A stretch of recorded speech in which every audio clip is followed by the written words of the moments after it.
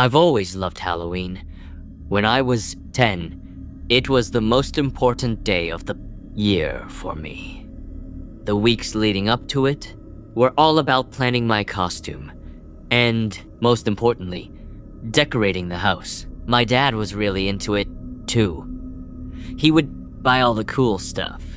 Fake cobwebs, giant spiders, skeletons that you could hang from trees, and even a fog machine. That year, my two best friends, James and Curls, were helping us out. James was 14, so he was the cool older kid who could reach the high branches. And Curls was 12, just a bit older than me. We were having a great time in the front yard, trying to make our house look like the scariest one on the block. My dad was setting up a creepy scarecrow by the porch, and I was spreading cobwebs over the bushes with corals. James was on a small ladder, hanging a plastic ghost from a big oak tree near the sidewalk. That's when I first saw him. A man I'd never seen before was walking down the street, and he stopped right in front of our house. He wasn't walking a dog or jogging. He just stopped and watched us. He was average in every way. Maybe in his late 30s, wearing a plain jacket and jeans. The only odd thing was his smile. It was big, but it didn't look friendly.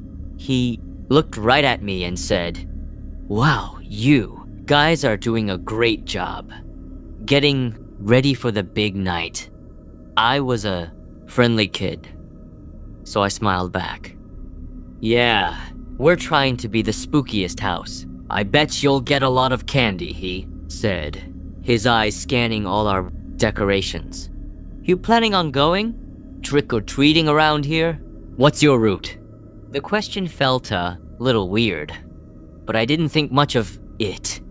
Before I could answer, my dad walked over from the porch. He put a hand on my shoulder and stood between me and the man. I could feel his hand tighten just a little. "Can I help you?" my dad asked. His voice was calm but firm. The man's smile faltered for a second, just admiring the decorations. "Your boy here is a hard worker." He looked back at me. "Make sure you get lots of full-size candy bars, kid. Time to go inside, son," my dad said to me. Not taking his eyes off the man, I did as he said and started walking toward the front door. As I glanced back, I saw the man's face change.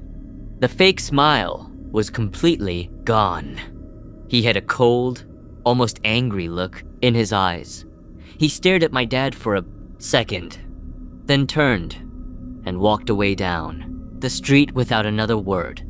A couple of nights later, I was woken up by a loud thud from the front yard. It sounded like something heavy falling over. My bedroom was on the second floor, and my window looked right out onto the street in our yard. I was scared, but my curiosity got the better of me. I crept out of bed and peeked through the blinds. The streetlights cast long, creepy shadows across everything, and standing right in the middle of our yard was the same man. He was just standing there, partially hidden by the big oak tree. The sound I heard must have been him bumping into the scarecrow my dad had set up. It was now lying on its side, on the grass. He wasn't doing anything, just staring at our house. He was looking right up at the windows, and I felt like he was looking directly at mine. I jumped back and my heart started pounding. I ran out of my room and downstairs to the living room where my dad was watching TV. I said, "Dad, that man is in our yard." He immediately got up and went to the front door. He opened it and stepped outside. I watched from the doorway as he looked around the entire yard. After a minute, he came back in and locked the door behind him. "There's no one out there," he said, though he looked worried. "The scarecrow fell over, that's all. Maybe the wind knocked it down." But I knew it wasn't the wind. The next day was October 31st, Halloween. I was still a little shaken, but the excitement of trick-or-treating took over. After school, James and Curls came over. We got into our costumes. I was a ninja, James was a werewolf, and Curls was a vampire. As soon as it started to get dark, we grabbed our candy bags and headed out. We stayed in our neighborhood for a while, but we had this idea that the houses farther away gave out better candy. So we just kept walking block after block until I barely recognized the streets. Our bags were getting heavy with candy and we were feeling proud of ourselves. We were walking up to a dark house with a single pumpkin on the porch when we heard a voice call out from the shadows across the street. "Hey kids, over here I've got the good stuff."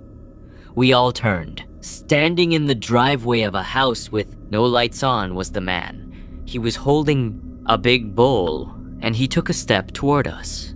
That same fake wide smile on his face. "Come on, don't be shy," he said, his voice trying to sound friendly. Carols and I took a step forward, because who says no to more candy? But James grabbed both our arms. "No," he said, his voice shaking a little. "Don't. We need to go." James was older, and he could tell something was seriously wrong. The man saw us, hesitating, and his smile vanished again. He dropped the bowl. It was empty, and started walking toward us much faster. This time, "Run!" James yelled. We didn't need to be told twice. We turned and ran as fast as we could. I could hear his footsteps pounding on the pavement behind us, getting closer. We were all screaming. Curls, who was always quick, darted between two houses and disappeared into a dark backyard. James was faster than I and was pulling ahead.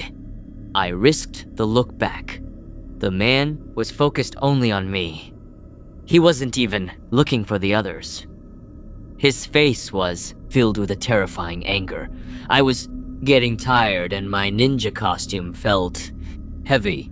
He was right behind me. I could hear him breathing. His hand reached out and grabbed the back of my costume. I thought it was over. "Get away from my son." It was my dad's voice. He came running out from a side street, his face pale with fear and rage. The man let go of me instantly, so suddenly that I fell to the ground. He looked at my dad, then back at me, and without a word, he turned and sprinted away into the darkness. My dad ran to me and pulled me into a hug. A few moments later, James came back and Curls peeked out from behind a fence. We were all crying. On the walk back home, my dad held my hand, so tight it almost hurt. He explained that he'd gotten worried when we didn't come back by the time he'd told us to. He had called James's house, but he wasn't there either. Panicked, he got in the car to look for us. He'd stopped to ask one of our neighbors if they had seen us, and they thankfully told him they'd seen 3 kids in our costumes heading toward that specific part of town. If they hadn't, I don't know what would have happened. We never saw that man again, but I've never forgotten his face. Last Halloween was supposed to be fun, but it turned into something I'll never forget. My name is Mark and I'm 17. I live in a quiet suburb outside of Chicago in a neighborhood where everyone knows each other. That night, our neighbor, Mr. Taylor, was having a small get-together. He's an old guy, retired, and he invited a few people over for candy and games. I went because my parents were okay with it, and I didn't have big plans yet. That's where I met Jake. He said he was 19, and a guest of Mr. Taylor, some distant relative or something. He seemed cool right away. Tall, with short brown hair, wearing a plain hoodie and jeans. We started talking about video games. He was into Call of Duty, same as me. We played a quick round on Mr. Taylor's old console, laughing about bad shots and glitches. He told me he lived a few towns over, but visited Mr. Taylor sometimes. We exchanged numbers, and he seemed like the kind of guy who'd be a good friend. My mom had been bugging me about getting a pumpkin for our porch. Dad was stuck at the office with some deadline. He works in accounting, always buried in spreadsheets. So, she told me to handle it. I mentioned it to Jake and he grinned. Hey, I know a great spot. There's this farm out on Country Road 47, about 20 minutes away. They have huge pumpkins, cheap too. Wanna go? I figured why not? It was still early, evening around 6 p.m. and Halloween wasn't over yet. I had my mom's old Ford truck, so we hopped in and drove off. The road got darker as we left the suburbs. No streetlights out there, just fields and trees. Fog started, rolling in thick, like in those old movies, making it hard to see more than 10 feet ahead. My headlights barely cut through it. We chatted about school. Me, still in high school. Him saying he was taking a gap year before college. Finally, we pulled up to the farm. It was this rundown place with a wooden sign that said Miller's Pumpkin Patch. But there were no lights on, no cars, no people. Just rows of pumpkins in the field, half hidden by the fog. Where is everyone? I asked, feeling a bit uneasy. Jake shrugged, probably closing up. Wait here, I'll check around back. He got out and disappeared into the mist. I sat in the car scrolling on my phone, but the signal was weak. Minutes dragged on. 5, then 10. I started to worry. What if something happened to him? Then he came back, but not alone. There was this guy with him, maybe in his late 42nds, wearing overalls and a flannel shirt like a typical farmer.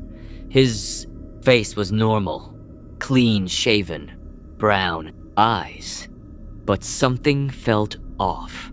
His smile was too wide, like he was forcing it. Hey there, kid, he said to me. Jake, here says you need a pumpkin. Come on, in.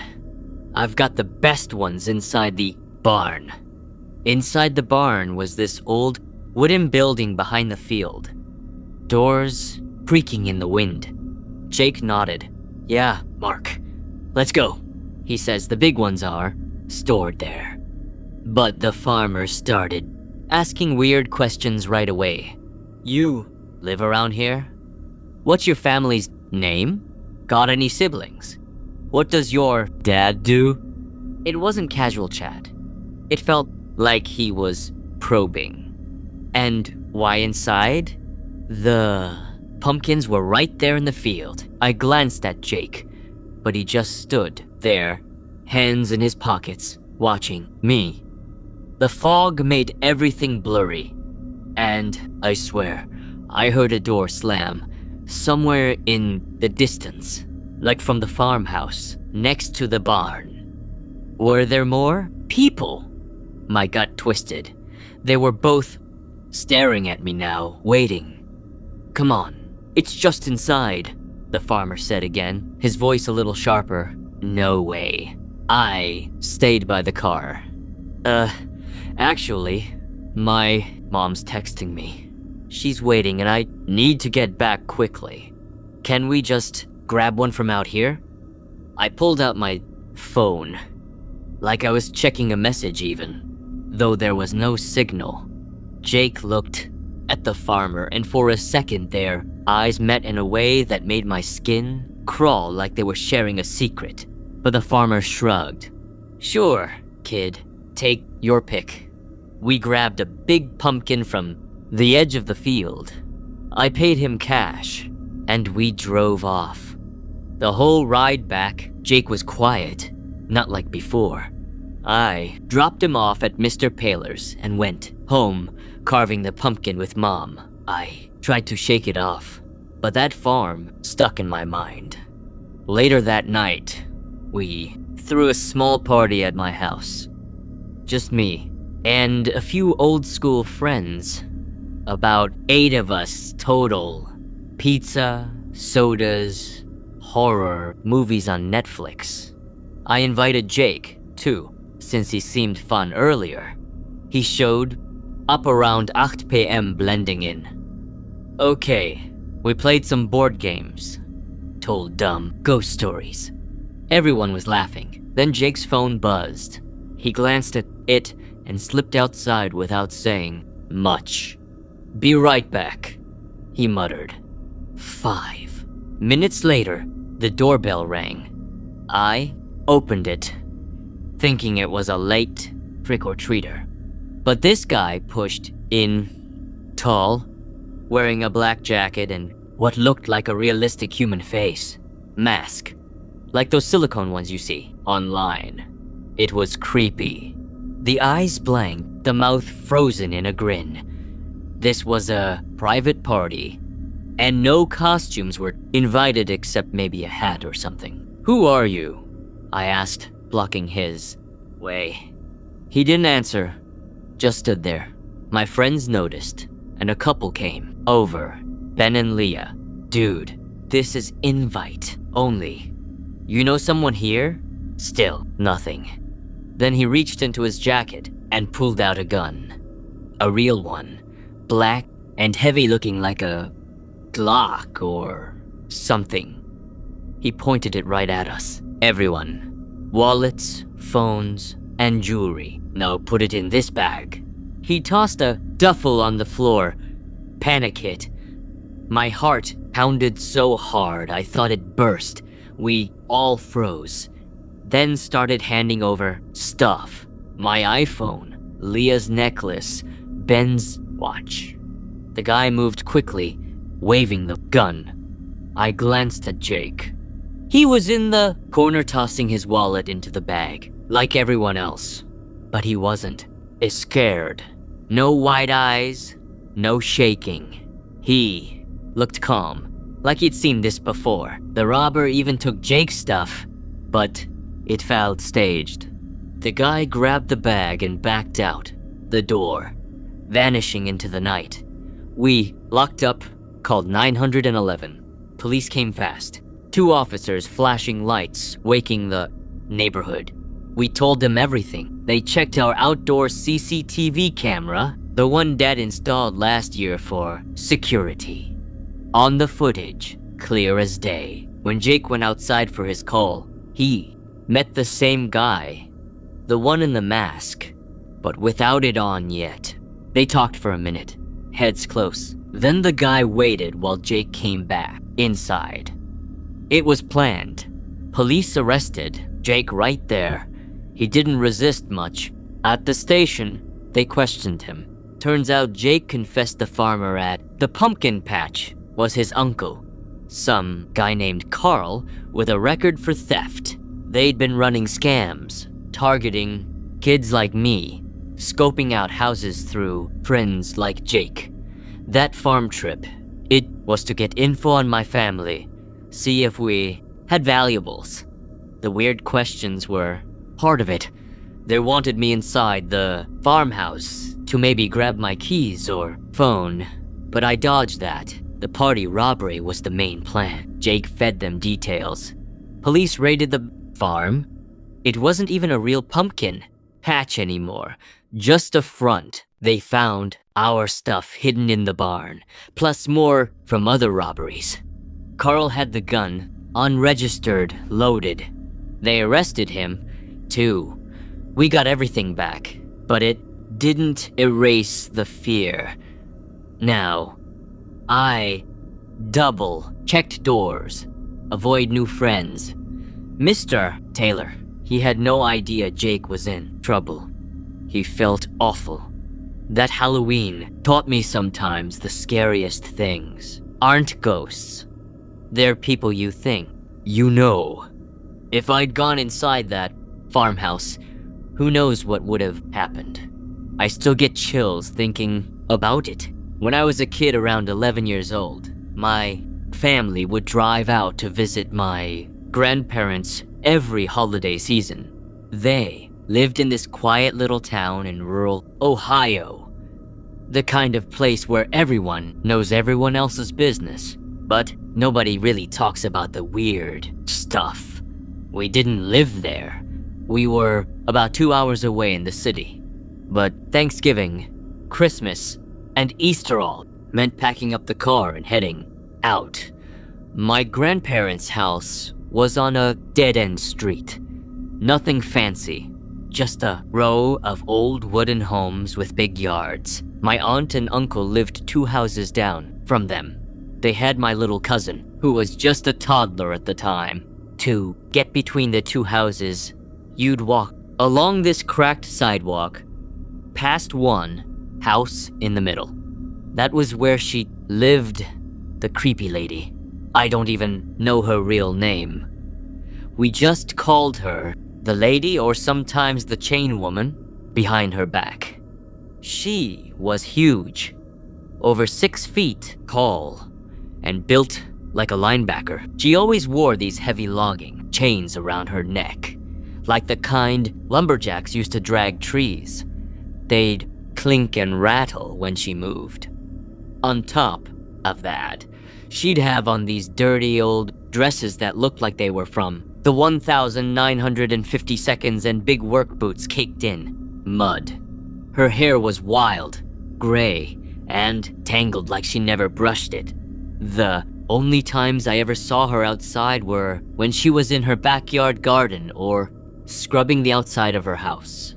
Yeah, scrubbing the actual building. She'd get a bucket of soapy water, a stiff brush, and just go at the siding like it was covered in invisible filth. She did this all the time, even in the rain sometimes.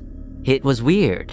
And if she spotted us kids playing nearby, she'd start yelling, "You little brats! The devil's coming for you. He's going to drag you down." Stuff like that. Her voice was deep and growly, like she'd smoked a pack a day for decades. It scared the crap out of me and my cousins. The adults always told us to leave her alone. "She's just old and lonely," my mom would say. "Don't bother her and she won't bother you." But we knew better. Whenever we had to go from my grandparents to my aunt's, maybe to borrow sugar or play with the cousin, we'd run the whole way. Her house had these big windows facing the street, and you'd see her silhouette there, just watching, curtains half drawn, her face pressed close to the glass. We never went alone, always in pairs or groups. One time, my older cousin swore she muttered something about burying the sinners as we passed by. We laughed it off later, but it stuck with me. That Halloween, I was about 11. We were all at my grandparents' for a family gathering. Me and my 2 cousins, Jake, who was 13, and Sarah, 9, and a couple of neighborhood kids. We dressed up. I was a ghost in a sheet with holes cut out. Nothing special. After dinner, we headed out to trick-or-treat. The street was dark. No streetlights, just porch lights here and there. As we walked, Jake got this grin on his face. "Hey, Dare you guys to hit the chain. Lady's house? We all froze. Nobody ever went there. Her porch light wasn't even on, but Jay kept pushing. Come on, don't be chickens. We're in a group. What's she going to do? I didn't want to look like a wimp, especially in front of Jake. My heart was pounding, but I nodded. We crept up her walkway, leaves crunching under our shoes. The house smelled musty like wet dirt. Her garden, beds in the back were raised high, piled with fresh soil that she must have just added. One of us, I think Sarah, reached up and rang the doorbell. Nothing at first. Then bang. Loud noises from inside like doors slamming shut. Heavy thuds. We almost bolted right then. The door creaked open slowly. There she was, towering over us, chain dangling, dress stained with what looked like mud. In her hands, oh man, she was holding a severed head. It was dripping something dark, and the eyes were glassy, the mouth hanging open. The skin looked real, pale, and veiny. We screamed, all of us, and ran like hell back to my grandparents. I tripped on the sidewalk, scraped my knee, but didn't stop. When we burst in, panting and crying, the adults laughed it off. It's just a Halloween prop, my dad said. You kids shouldn't have bothered her. Serves you right for getting scared. They made us calm down with candy, but I couldn't shake it. That head didn't look fake. About a month later, it was right after Thanksgiving. We were back home in the city when the phone rang late at night. I was in bed, but I heard my parents talking in hushed voices. Mom was crying. The next morning, they sat me down. Something happened at your aunt's, Dad said. The lady next door attacked her. It turned out my aunt was bringing in groceries from the car, holding my little cousin in one arm. It was dusk, getting dark. She didn't hear anything until it was too late. The lady snuck up behind her with one of those rope saws, you know, the kind with handles on both ends, like for cutting branches. She looped it over my aunt's head and yanked it tight around her neck, starting to saw back and forth. My aunt freaked out, dropped the bags, and started kicking at her own front door while screaming. The rope bit into her skin, blood everywhere. My uncle heard the commotion from inside, grabbed the fire poker from the fireplace, and came running out. He swung it hard, hitting the lady in the arms and head until she let go and collapsed. The police showed up quickly. Ambulance, too. My aunt was rushed to the hospital. She had a deep gash across her neck. Needed stitches and surgery to fix the damage. She survived, thank God. But she's got this long, jagged scar now, like a pink line, from ear to ear. She covers it with scarves sometimes. But that wasn't the end. The cops arrested the lady and searched her house. What they found was insane. She'd been digging tunnels under her property. Not just shallow ones. Deep, reinforced with wood beams, like old mining shafts. They snaked out from her basement and came up under my aunt's house, my grandparents, and even the neighbor on the other side. That's why she was always in her garden. She'd haul the dirt up in buckets at night and dump it into those raised beds, hiding it in plain sight. The gardens were overflowing with soil, but nobody thought twice. Down in the tunnels, they found her shrine. It was this dirt room with candles, melted into the walls, religious symbols, scratched everywhere, crosses upside down, weird drawings of devils and chains, and around it, severed heads, real ones. 3 of them preserved, somehow like in jars or wrapped in plastic. The police said they were from missing people, drifters or hitchhikers she'd picked up over the years. She'd been living like this for decades, quietly losing her mind. No family, no friends, just her chains and her secrets.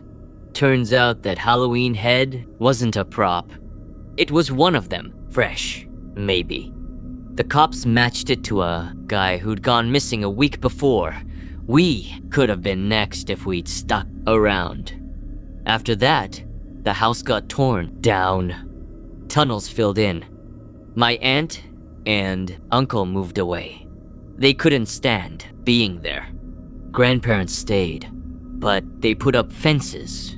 I don't visit as much anymore. But sometimes at night, I think about her watching from those windows, and I wonder how many other creepy neighbors are out there hiding. Tunnels and worse.